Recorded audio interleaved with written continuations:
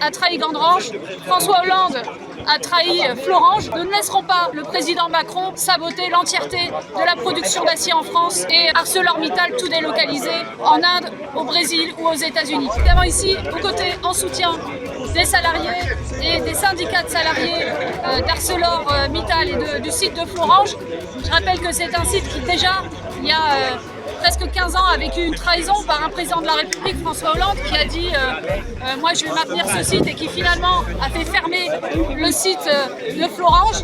Sarkozy a trahi Gandrange, François Hollande a trahi Florange. Nous ne laisserons pas le président Macron saboter l'entièreté de la production d'acier en France et ArcelorMittal tout délocaliser en Inde, au Brésil ou aux États-Unis.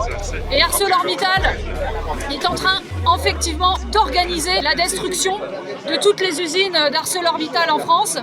Et je veux dire ici que nous allons agir évidemment aux côtés des salariés qui se battent hors de l'hémicycle, mais agir aussi à l'Assemblée nationale.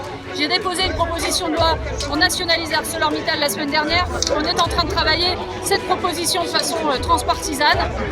Et puis nous allons agir aussi pour interdire les licenciements boursiers parce que ArcelorMittal, c'est une multinationale qui fait je ne sais combien de bénéfices, qui verse énormément de dividendes aux actionnaires et qui dans le même temps est en train de supprimer des milliers d'emplois, dont 113 ici à Florange. J'ai une pensée évidemment pour toutes les familles et tous les salariés qui sont dans une énorme crainte, vous imaginez, parce qu'ils ne savent pas qui va être touché.